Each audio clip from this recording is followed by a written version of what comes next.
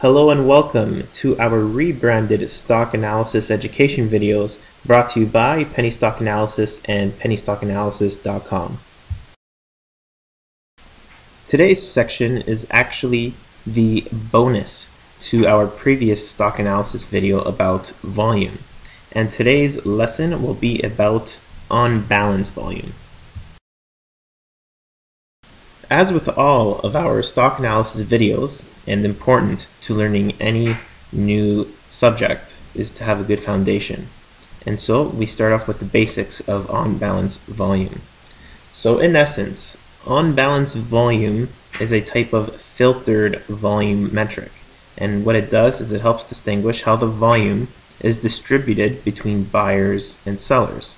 In other words, it's a type of momentum indicator that determines if volume or stock is flowing into buyers' hands or into sellers' hands. So here are some more defined characteristics of the on-balance volume technical analysis tool. The first thing you'll notice when we get to the chart on the next slide is that there is a lack of a specific number scale. In other words, the slope and direction of the line are more important. You'll notice that unlike a relative strength index, which is always on a scale of 0 to 100, the on-balance volume chart can be from 800,000 to 10 million, or from minus 500,000 to plus 20 million. That's really not the most important aspect of the chart. The most important thing is to get the slope right. So if we move from left to right, if the line is sloping upwards, that means investors are accumulating stock. In other words, there's more buying power. And if it's moving from left to right and the line is moving downwards, that means investors are selling the stock. And so that should give you a pretty good idea, moving on to the next slide, of what that actually looks like and how it translates into price. Moving on to our charts. Today it is about Toro. And Toro, as you may know if you've done any work outside or own a home, is one of the largest manufacturers of lawn and garden equipment, and it's used at almost every golf course you will ever go to, and they have a very good reputation. So I guess it's no surprise that on this chart we can see that the price goes from 48 to 66. But besides that, there are some things that you should be aware of but are not important.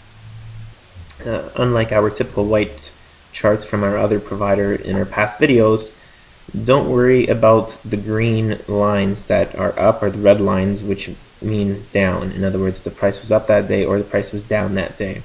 Same goes for the volume chart underneath it. You'll notice that on the up days the bars are green, on down days the volume is highlighted in red.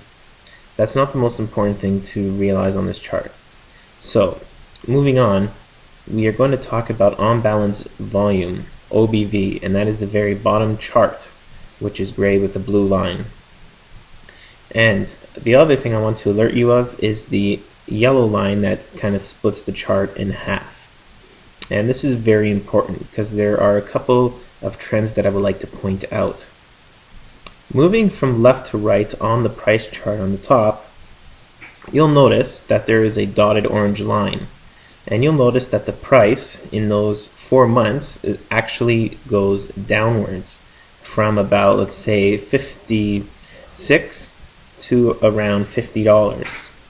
However, upon further analysis, if we look down at the on-balance volume chart, we'll see that in the exact same period, the slope from left to right is actually moving upwards. There's actually an accumulation of the stock. And that's a very good sign, especially when the stock price is moving down, because it means that investors are accumulating the stock, meaning it has been perhaps undervalued or it is a good position in time to purchase the stock. So on the left of the yellow line you see price declining, but on-balance volume increasing. That's an excellent sign.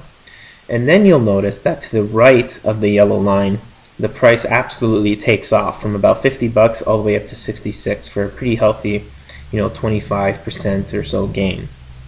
And the other thing that corresponds with that rise is, guess what?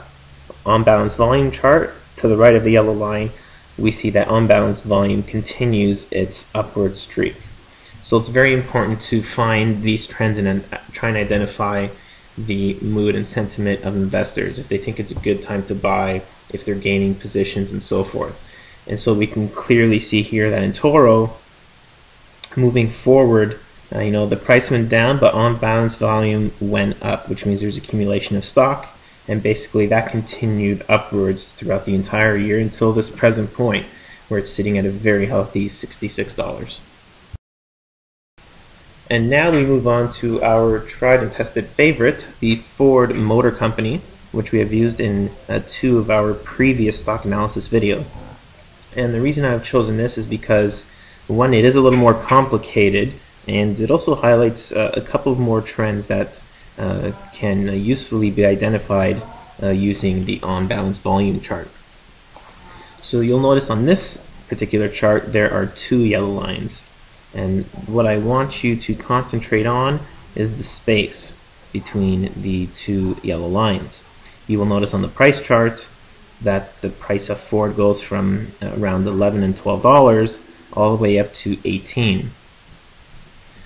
Correspondingly, if you go to the bottom, you'll see the on-balance volume chart, and you'll see a corresponding rise in the volume. In other words, buyers were more feverish in their purchase of the stock than sellers, and hence, as more people buy, there's more demand and the price goes up. It's almost like economics 101. The next thing I want you to concentrate on is that there is a downward slope in the price that takes place to the right of the yellow line in the big circle.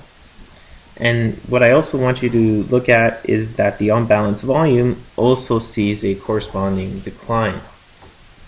In other words, sellers have gained more power or are trading more feverishly than the buyers of the particular stock.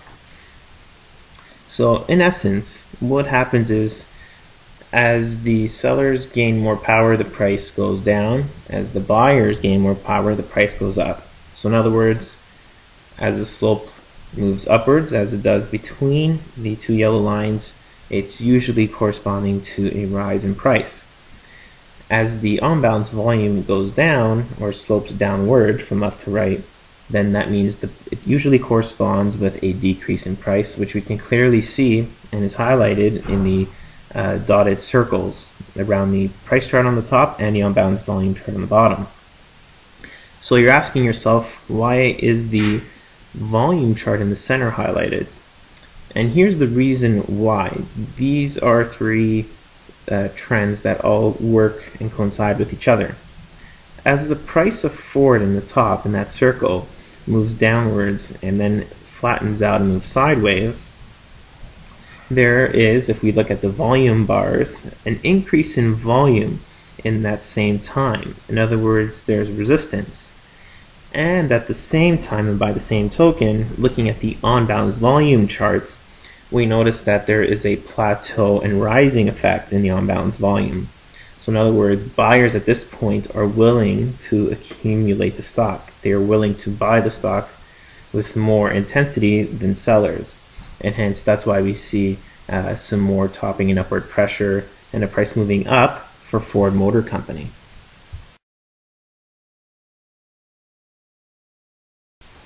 On we go to our summary for the day for our newest tool to add to our technical analysis toolbox, the on-balance volume. So here are a couple of tips to remember when using this particular tool. It is a momentum indicator and is very useful to confirm trends. As we can see with the previous charts, it's very accurate in terms of confirming trends, especially with price and how much volume or how many people are buying the stock as opposed to selling it. It's not a leading indicator like the relative strength index. So it shouldn't be used to determine necessarily buying or selling points, but it can certainly help you determine if there's a lot of strength in a particular movement. It should not be used as a lone analysis tool, and you will hear that in all our videos and drilled on and on and on, but it's important. And also, this is filtered information for a specific purpose. This is to see if shares are being accumulated or sold with more intensity, which is a lot different than just a regular volume chart, which has more implications for larger trends, such as how much volume was traded over the last 2 weeks, which is a lot different than saying how many shares are actually being bought or sold.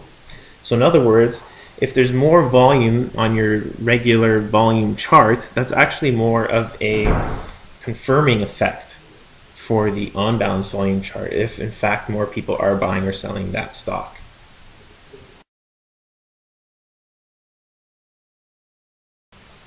And with that, we are about to conclude our learning video about on-balance volume.